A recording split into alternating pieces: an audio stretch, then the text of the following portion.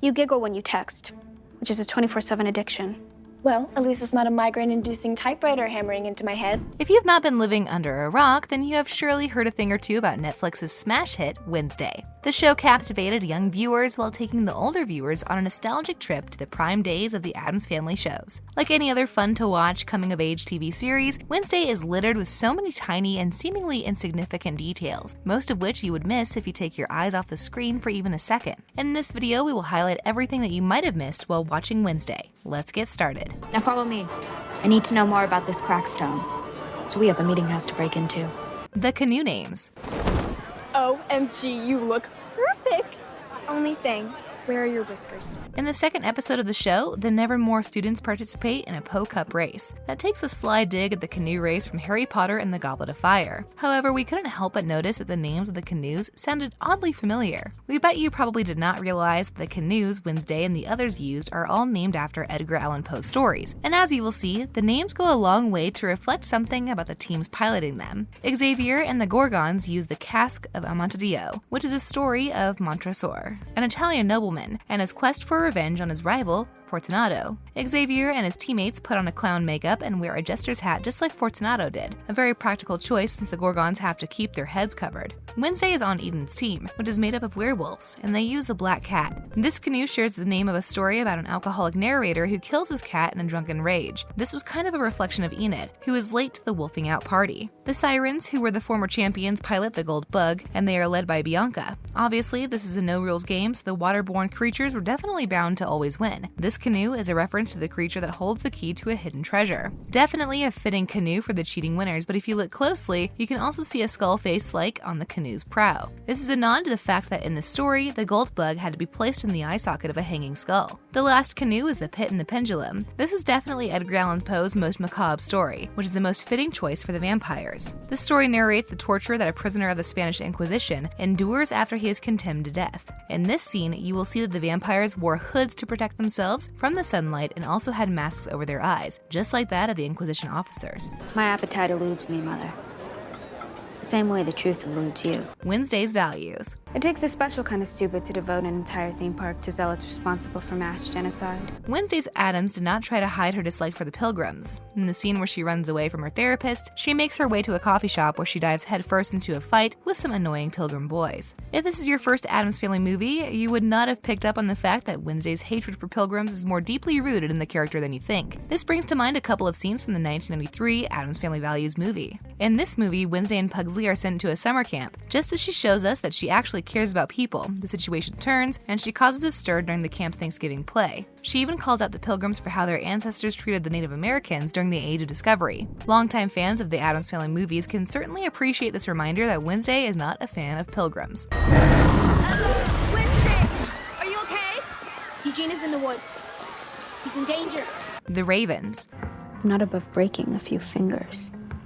The fact that they thought I wouldn't find out just proves how much they underestimate me. Edgar Allan Poe is relevant in this show in more ways than one. He is not just an alumni of the Nevermore Academy, but he has no doubt inspired Tim Burton's vision for the show. One of the many motifs in Wednesday is the ravens, which highlights the influence we were talking about. For those who do not know, the most famous work of Edgar Allan Poe is his poem, The Raven. Now, all through the show, the ravens appear as some kind of reoccurring theme. The ravens are seen flying after the Addams Family car and perched on the Nevermore Academy gate, watching as they drive in. Xavier seems to have noticed their presence on the school grounds, as he paints a large picture of one in the courtyard. Although fans who ship Wednesday and Xavier would rather he was painting the raven as Wednesday's spirit animal, which would you rather believe? She treats you like crap, and you can't get enough. Okay, why are you so fixated on Wednesday? Because she thinks she's better than everyone else. The Gargoyles. I started having those dreams again, like before.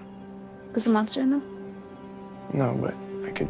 Just like the ravens seemed to be everywhere on the Nevermore Academy grounds, there were also quite a number of gargoyles. Set designer Mark Scruton, who has revealed the reason behind this. According to him, the gargoyles were established to represent the different supernatural factions in Nevermore Academy. Nevermore, as we all know, takes pleasure in being home to werewolves, vampires, sirens, gorgons, shapeshifters, and even hides. Scruton also mentioned that one of the gargoyles has a top hat, which of course is yet another reference to Willy Wonka from Charlie and the Chocolate Factory. If you didn't catch this while watching the film, at the very least, you should have noticed that the gargoyles added a certain level of spookiness that Nevermore Academy needed. A subtle way to remind viewers that Nevermore is not your regular school. Do you know how violently unpredictable a hide can be?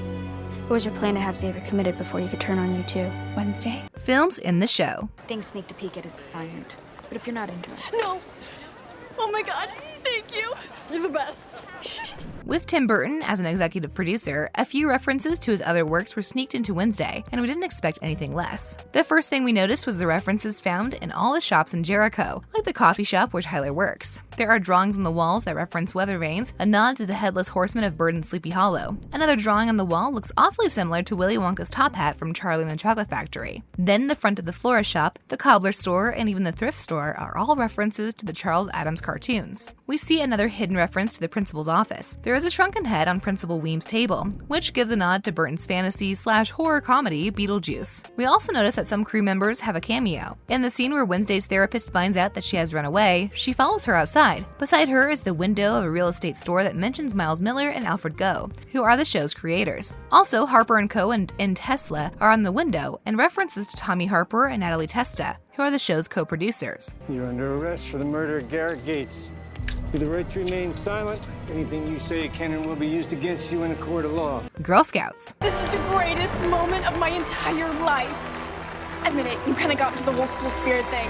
Remember when Tyler asked Wednesday if she was ever a Girl Scout? In this scene, she tells him that she could eat Girl Scouts for breakfast. This is a funny thing to say, but only longtime Addams Family fans would appreciate the reference. In the Addams Family movie, Amanda proposes to Wednesday and Pugsley that she would buy a cup of their product if they bought some of her Girl Scout cookies. We would never get over the straight face that young Christina Ricci used to ask if the cookies were actually made out of real Girl Scouts. Classic. I don't know what to say, Gomez. Seeing you in handcuffs, accused of murder.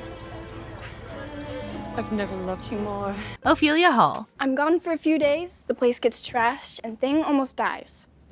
Someone's gotta look out for you too. The show reveals that Wednesday's parents, Gomez and Morticia, are connected to the Nevermore Academy, but not everyone realizes that they are not the only Addams Family members studying there. Remember Wednesday's dorm name, Ophelia Hall? This is a nod to Wednesday's aunt, Ophelia. Although Ophelia doesn't make an actual appearance in the series, it is subtly implied that she's a stellar student like her sister, Morticia. Still, we can't help but wonder that she could have possibly done to make them name a dorm after her. If it isn't a lasting impression, then we don't know what is. It's definitely a match.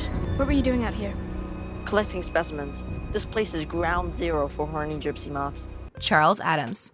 Kind of a deja vu thing we got going on, huh? Except I won't cry and whine like a child. Charles Addams is the brilliant cartoonist who brought the Addams Family to life, and Netflix's Wednesday sure gave a couple of nods to him. In the scene where Gomez is arrested for murder, he changes into the prison uniform. We notice the inscription 17192 on his jumpsuit and realize that this is a hidden reference to the 7th of January 1912, the birthday of Charles Addams. But that's not the only one. Earlier in the show, Wednesday is driven to Nevermore Academy. Somewhere in that scene, the back of the car comes into view, and if you pause, you will see the license plate that reveals the Addams family lives in New Jersey. This is a nod to Charles Addams, who was born in Westfield, New Jersey. Not used to people engaging with me. Mostly me coming in across the street. You're not scary, you're just kind of... We would love to know your thoughts and theories on these hidden details. Let us know in the comment section. If you enjoyed this video, do like and share it, subscribe to the channel as well, and hit the notification bell so you don't miss any upcoming videos. I'm coming, Eugene! Hey, did you happen to grab any extra batteries for the flash?